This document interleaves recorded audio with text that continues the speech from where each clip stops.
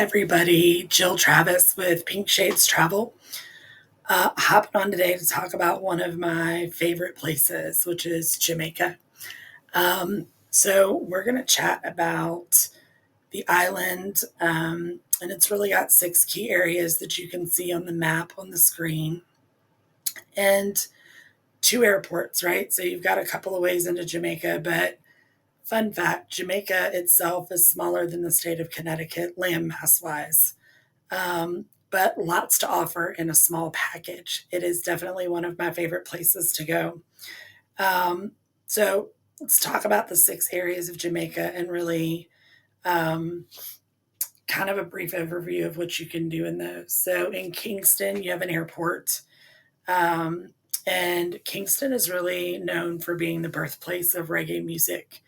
Um, and it's got the most recording studios per square capita in the world. It's also home to the Bob Marley Museum and the Blue Mountain Culinary Trail. So you can do a tour that's a combination of like 15 eateries and coffee farms. And if you've not ever had Blue Mountain coffee, it is some of the best in the world and my favorite. I always bring it home when I go to Jamaica. Then you have Port Antonio. So the locals call that Porty. Really known for its coconut and banana exports along the rivers. Um, you can do a boat tour of the Blue Lagoon there, which is super pretty. And then it's got another Instagram worthy spot that people love, Reach Falls on the Drivers River. So, um, and you can also, if you're a surfer, Port Antonio is where you want to be. Um, they've got some really good surfing spots on Long Bay Beach. So, next is Ocho Rios, which is nicknamed Ochi. It is probably the second big tourist spot, and some would argue probably the third. But um, if you're a huge Bob Marley fan, you can do a tour of 9 Mile when you're in Ochi. And so it'll take you through the small village of 9 Mile where he was born and is buried. Um, and then you can zip line or bobsled down Mystic Mountain. There's the Green Grotto Caves, which is full of hidden waterfalls. And apparently, the caves used to be used by the Spaniards when they were smuggling arms to Cuba. So, and then the big tourist attraction in Ocho Rios, though, is Dunn's River Falls. That's probably the one you've seen a lot of. It's where people form a human chain to climb up the falls. So, super fun one. Your fourth area is Montego Bay. So you've got another airport there. Sangster International is there. Um, if you're going to stay in Montego Bay, and that one's affectionately called Mo Bay, um, you can really fly in and get off the plane and be at a lot of your resorts super quick.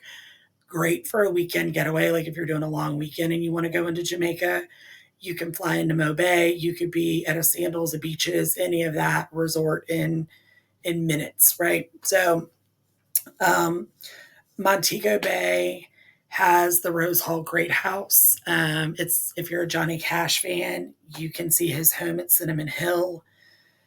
You can do a guided bamboo raft tour down the Martha Brae River. I personal recommendation from somebody that's been, if you're there, go to Scotchy's and get the Jamaica jerk chicken. It is top notch. All right, so then you've got Negril, and so that's right over here. That's going to be about an hour and a half drive from Montego Bay's airport. It is home to the famous 7 Mile Beach. So that is really what it's known for. It's very low key. This is a great place if you are into scuba, snorkel, deep sea fishing. Great area to do all of those things in. And then you have South Coast, which is right down here. Um, South Coast is probably the most low key of your six spots. It is off the beaten path. It's mostly defined by mountains and quaint villages. And these quaint villages are super protective of their wildlife. Um, so you've got a fish sanctuary there, you've got a wildlife sanctuary there. And so you can actually connect with wildlife on a safari tour on the Black River. They've got 7 different waterfalls. Really, just if you're looking for super low key, absolutely South Coast. Um, so, Jamaica is one of those islands where you could really do all 6 of these areas in like a 10-day trip. Or if you're taking a cruise and you're docking somewhere, some of these areas are super easy to get to from the cruise ports. So really, you've got a lot of options, right? You could do a 10-day vacation in Jamaica, go see all the things, do the museums, get the cultural stuff, see the history of reggae, or you could do a long weekend, fly into Mo Bay, be at a resort really quickly, spend some time with your significant other, hop on a plane and head home. So I, again, personally, huge fan of Jamaica.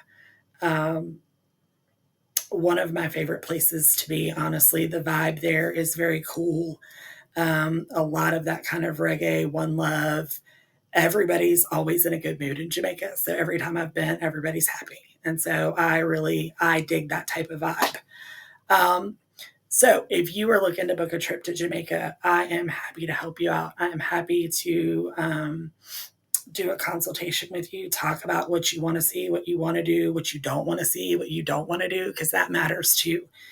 And curate a vacation for you that's going to give you the best of Jamaica and memories that are going to last a lifetime. So be sure that you like and subscribe to the channel.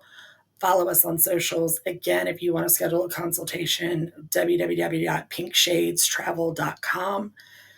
You'll see an orange button. You can schedule a time to chat with me, and I will tell you all about Jamaica, and we will talk about what type of vacation you want to take there.